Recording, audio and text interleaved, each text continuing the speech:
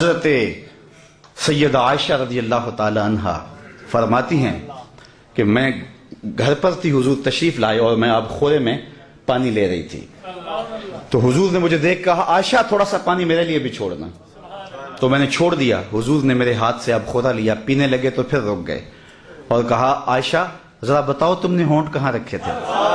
میں ہونٹ رکھ کے وہاں پانی پینا چاہتا ہوں۔ اللہ اکبر، مجھے بتاؤ اگر آج اپنی بیوی کے ساتھ آپ کا رویہ یا میرا رویہ یہ ہوگا تو گھر جنت کا ٹکڑا بنے گا یا نہیں بنے گا؟ سید عائشہ فرماتی ہیں کہ حضور اتنا پیار کرتے، کبھی یا روحی کہتے، کبھی یا حمیرہ کہتے، بلکہ اتنے پیار کا عالم کہ ایک دن حضور گھر تشریف لائے، فرماتی ہیں کہ میرے سر میں درد تھا۔ یار جب غم خار سامنے آ جائے تو پھر دکھڑے سنانے کو جی چاہتا ہے نا، تو کہا واہ راسی، ہائے میرا سر گیا، غمخار کے سامنے دکھ رکھ دیے، ساری گٹھڑی کھول دی۔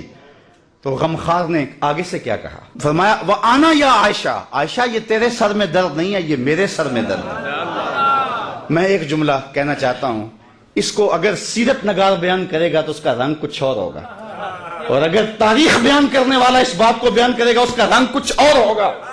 آپ نے دیکھنا یہ ہے کہ سیرت لینی ہے یا تاریخ لینی ہے۔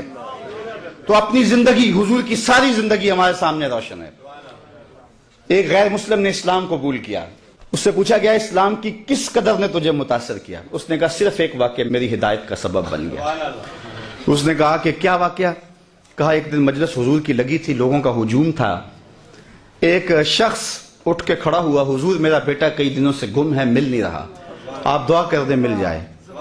تو آقا کریم علیہ السلام قبل اس سے کہ ہاتھ اٹھاتے، ایک شخص جو باہر دروازے پہ کھڑا تھا اس نے کہا حضور ابھی ابھی میں آیا ہوں فلاں باغ سے گزر کے، میں نے بچوں کے ساتھ اس کے بیٹے کو کھیلتا دیکھا ہے فلاں باغ میں۔ باپ نے سنا کہ میرا بیٹا فلاں باغ میں ہے تو ظاہر اس نے فوراً دوڑ لگا دی۔ تو آقا کریم علیہ السلام نے فرمایا اسے بلایا گیا، کہا بہت جلدی ہے؟ جی حضور آپ جانتے ہیں کئی دنوں سے بچھڑا ہوں، اس کی ماں الگ تڑپ رہی ہے، میں الگ بے چین ہوں، کئی دن سے کھایا کچھ نہیں، جب خبر ملی ہے تو بہت جلد بچے سے ملنا چاہتا ہوں۔ فرمایا ضرور جاؤ، میں روکتا نہیں، روکنے کے لیے بلایا بھی نہیں، لیکن تمہیں بلانے کا بھی ایک مقصد تھا۔ جی حضور ارشاد فرمائیے۔ فرمایا جب باغ کنارے جاؤ، بچوں کے ساتھ اس بچے کو کھیلتا دیکھو، تمہارے بیٹے کو جب تم کھیلتا پالو تو اسے بیٹا بیٹا کہہ کے آوازیں نہ دینے لگ جانا، جو نام رکھا ہے اس نام سے پکارنا۔ عرض کی حضور میرا بیٹا ہے، اگر بیٹا کہہ کے پکاروں تو حرج بھی کیا ہے؟ فرمایا تم کئی دنوں سے بچھڑے ہو، تمہارے لہجے میں بلا کا رس ہوگا اور تم نہیں جانتے، ہو سکتا ہے کھیلنے والوں میں کوئی یتیم بھی کھیل رہا ہو، اور جب تم اپنے بیٹے کو بیٹا کہہ کے پکارو گے اس کا کلیجہ تڑپ جائے گا، کاش آج میرا باپ ہوتا تو مجھے بھی بیٹا کہہ کے پکارا۔ تو کہا یہ شوق گھر جا کے پورا کر لینا، یہ شوق گھر جا کے پورا کر لینا، اس کے سامنے اپنے بیٹے کو بھی بیٹا کہہ کے نہیں پکارنا۔ یہ اسلام کا دیا ہوا دین ہے۔ غریب کے سامنے اپنی دولت کی نمائش نہیں کرنی، بیوہ کے سامنے اپنی بیوی سے پیار نہیں کرنا، بلکہ میرے حضور نے یہاں تک ارشاد فرمایا اپنے گوشت کی خوشبو سے غریب ہمسائے کو تکلیف نہیں دینی، یا تو تھوڑا سا پانی زیادہ ڈال لو اور شوربے کی ایک پیالی ہمسایوں کے گھر بھی بھیج دو۔ اگر ایسا نہیں کر سکتے تو پھر ایسے زاویے میں وہ کھانا پکاؤ کہ غریب کے بچوں تک اس کی خوشبو نہ پہنچے۔ بچے ہیں ضد کر بیٹھے اور انہوں نے اپنے غریب باپ سے تقاضا کر لیا تو بوڑھا باپ کیسے آرزو ان کی پوری کرے گا؟ وہ کیا کسی نے کہا تھا نا، اسی ڈر سے وہ بچوں کو دوپہر میں سلا دیتی ہے گلی میں پھر کھلونے بیچنے والا نہ آ جائے۔ تو کہا حضور کی نزاکت قلبیہ کا لحاظ رکھنا کہ یتیم کے سامنے اپنے بیٹے سے بھی پیار نہ کرنا، اس کو بیٹا کہہ کے نہ پکارنا، کہا یہ چیز میرے اسلام لانے کا سبب ہوا۔ میں ابھی 2 ہفتے قبل وہاں عرب امارات میں گیا تو وہاں ایک ہندو لڑکا تھا گیان، تو اس کے جو رومیٹ تھے انہوں نے ان کو بیانات کے کلپ سنوانے شروع کر دیے۔ اس کا دل نرم ہوا تو میں نے جہاں جمعہ پڑھانا تھا تو وہاں اس کو لے آئے، تو وہ باہر بیٹھ گیا مسجد سے باہر، گفتگو سننے لگا۔ تو میں نے جو گفتگو کی تو اس میں حضور کی سیرت کا عنوان تھا، تو میں نے یہ واقعہ سنایا۔ میں واقعہ سنا تو وہ اٹھ کے اندر آ گیا اور اس نے کہا مجھے اسلام میں داخل کر لو۔ تو میں نے کہا کہ آج بھی حضور کی سیرت میں اتنی چمک ہے، اتنی روشنی ہے، اگر ہم کسی ڈھب سے اس کو بیان کریں نا تو آج بھی جو دلوں کے اندر ایمان کے تخم ڈال سکتی ہے۔ تو اقبال کہتا ہے کہ حضور کی سیرت بیان کرو، اس میں تمہاری اولاد کے سینے میں حضور کا پیار پیدا ہوگا۔ تیسری بات، علامہ اقبال کہتے ہیں کہ حضور کا حسن و جمال بیان کرو۔ انسان کی فطرت یہ ہے کہ وہ حسن کی طرف لڑکتا ہے، یہ اسی لیے آپ نے یہاں پھول رکھے ہیں نا، کہ یہ اچھے لگیں، بھلے لگیں، طبیعت کو بھا جائیں۔ حسن جہاں بھی ہوگا، جس روپ میں بھی ہوگا، وہ متاثر کرے گا، وہ کاکلے دراز میں ہو، وہ لب و رخسار میں ہو، وہ قد رانا میں ہو، وہ غزالی آنکھوں میں ہو، وہ تیر جیسی مشغاں میں ہو، وہ تتلی کے پروں میں قدرت کی سنائی کی صورت میں ہو، وہ حسن پھوٹتے جھرنوں میں ہو، بہتی ندیوں میں ہو، کوئل کے لہجے میں ہو، معصوم بچے کی مسکراہٹ میں ہو، جہاں بھی ہوگا حسن متاثر کرے گا۔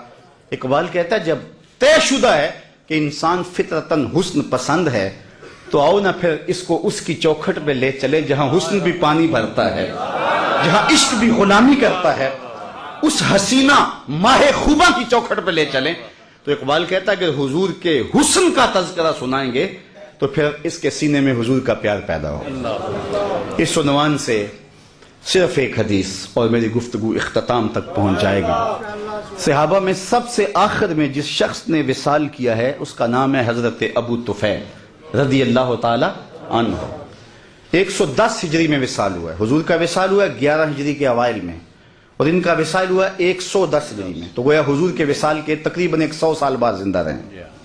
آخری وقت ہے ان کا، آخری سال جو تھا ان کا، حج کا موسم تھا، تو وہ وہاں آگے ہجوم میں، اور ایک اونچے ٹیلے پہ کھڑے ہو گئے اور لوگوں کو اپنی جانب متوجہ کر کے کہا کہ لوگوں آؤ، اس وقت روئے زمین پہ میرے علاوہ کوئی نہیں جس نے رسول اللہ کو دیکھا ہو،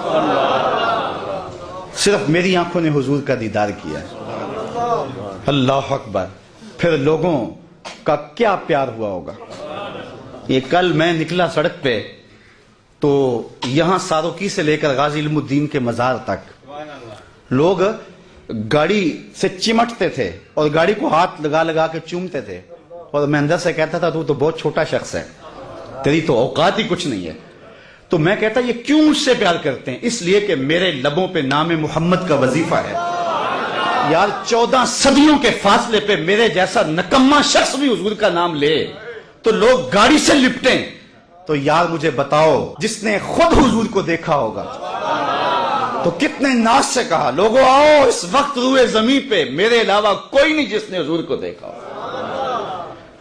اقبال نے کہا تھا نا کہ نسیم تشنا ہی نہیں اقبال کچھ اس پہ نازاں، فخر ہم کو بھی ہے شاگردی داغ سخنداں کا۔ جس نے داغ دہلوی کو دیکھا وہ ناز کرتا۔ ہمارے استاد ہوتے تھے محمد علی حاشر، وہ بڑے کمال درجے کے کاتب تھے اور فارسی کے اچھے شاعر تھے، تو وہ کبھی بات کرتے تو کہتے کہ میں اقبال کی مجلسوں میں بیٹھتا رہا ہوں، مولانا ظفر علی خان اس زمانے میں ذمہ دار اخبار نکالتے تھے، تو اس کی شاہ سرخیاں وہ لکھتے تھے، کوئی زمانہ لکھتے رہے ہیں، تو وہ کہتے تھے میں مولانا ظفر علی خان کا ساتھی رہا ہوں۔ تو جو مولانا ظفر علی خان کا ساتھی رہے وہ تو ناز کرے، جس نے اقبال کی مجلس میں چند لمحوں کے لیے بیٹھنے کی سعادت پائی ہو وہ تو فخر کرے، جس نے داغ دہلوی کو دیکھا ہو وہ تو ناز کرے، اور جس کی آنکھوں نے جمال محمد عربی کو دیکھا ہو وہ اپنے مقدر پہ کیوں ناز نہ کرے، وہ فخر کیوں نہ کرے۔ کہا لوگوں آؤ، اس وقت کوئی کائنات میں دوسرا نہیں ہے جس نے حضور کو دیکھا ہو، سب سے آخری شخص میں ہوں جس نے حضور علیہ السلام کا دیدار کیا۔ تو لوگ جمع ہو گئے، ہجوم بن گیا۔ میں توجہ تھوڑی دیر کے لیے چاہوں گا، یہ سارے انتظام بعد میں ہو جائیں گے، اس لیے کہ تذکرہ چھڑا ہے حضور کے حسن کا، اور حسن ایسا ہے، پہلے اس پر انہماک کی ایک بات سن لیں یار، چہرہ حضور کا تو چہرہ رہا نا۔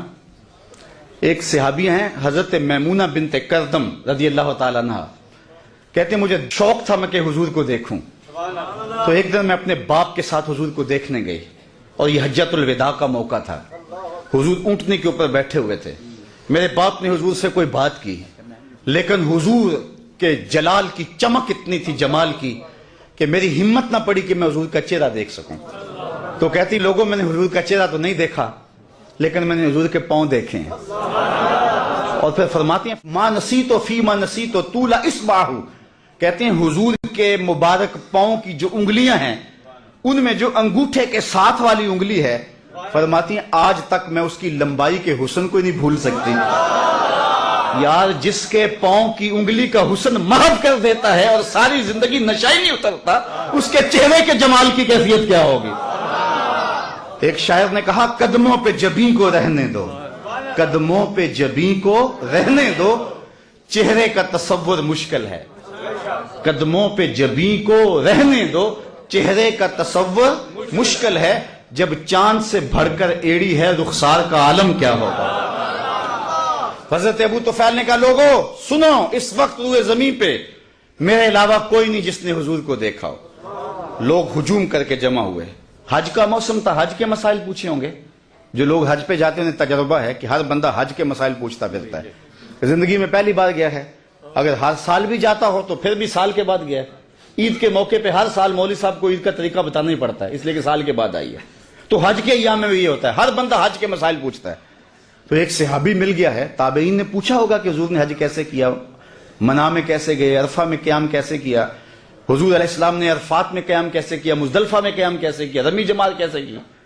لیکن تاریخ کا جواب نفی میں ہے، کسی نے حج کا مسئلہ نہیں پوچھا۔ کہا صف لنا رسول اللہ صلی اللہ علیہ وسلم، تم نے حضور کو دیکھا ہے تو بتاؤ حضور کا چہرہ کیسا تھا، حضور کی آنکھیں کیسی تھی، آنکھوں میں مازاق کے ڈورے کیسے تھے، زلفیں کیسی تھی، حامیم کے کنڈل کیسے تھے، صف لنا رسول اللہ صلی اللہ علیہ وسلم۔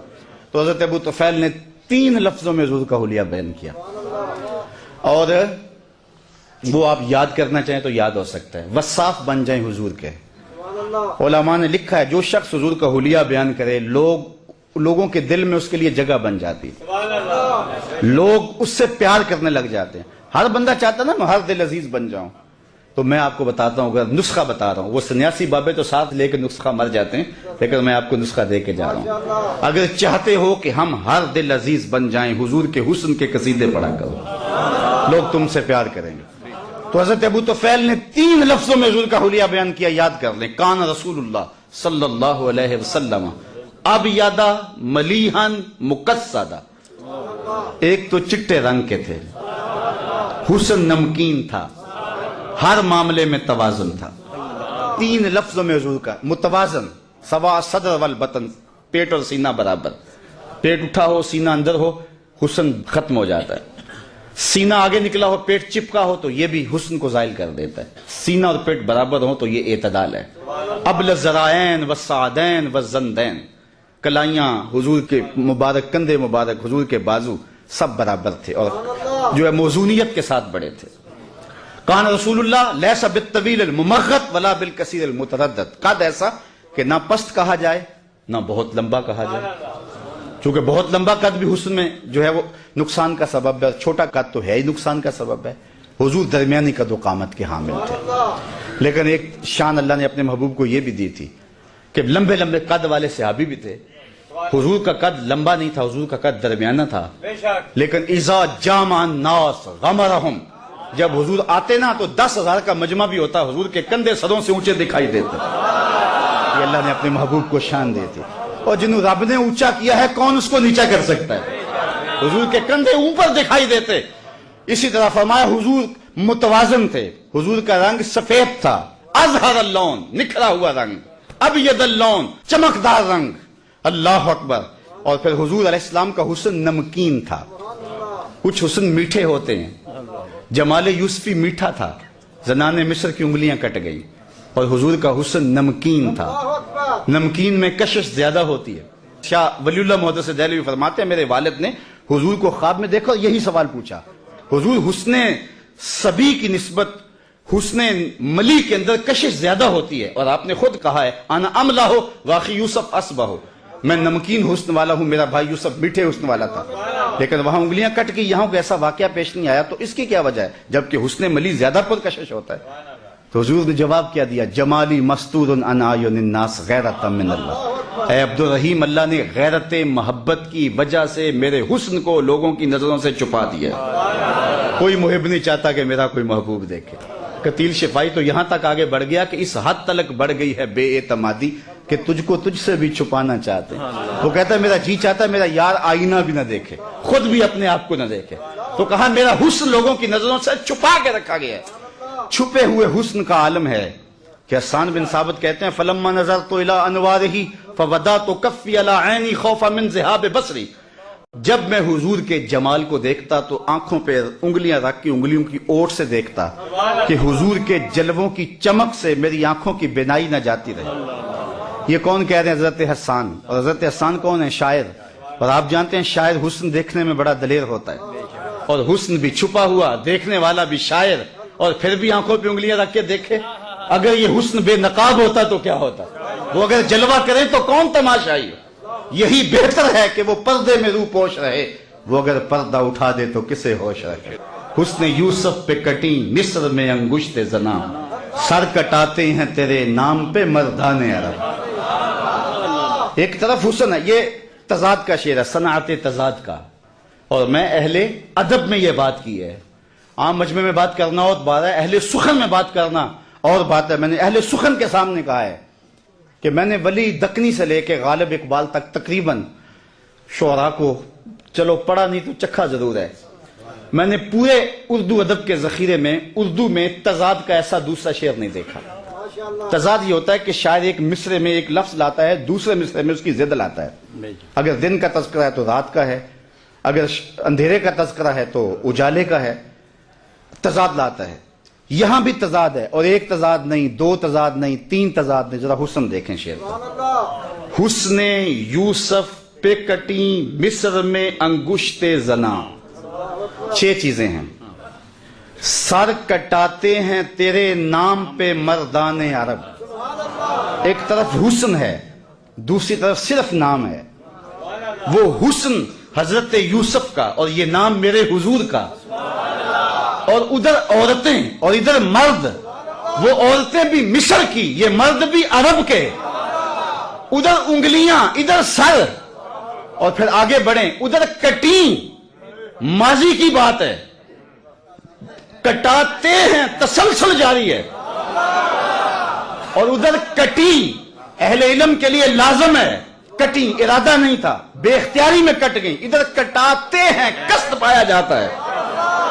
سخن شاعری شہر یار اپنی جگہ، نعت کہنے کو احمد رضا چاہیے۔ حسن یوسف پہ کٹی مصر میں انگشت زنا، سر کٹاتے ہیں تیرے نام پہ مردان عرب۔ وآخر دعوانا ان الحمدللہ۔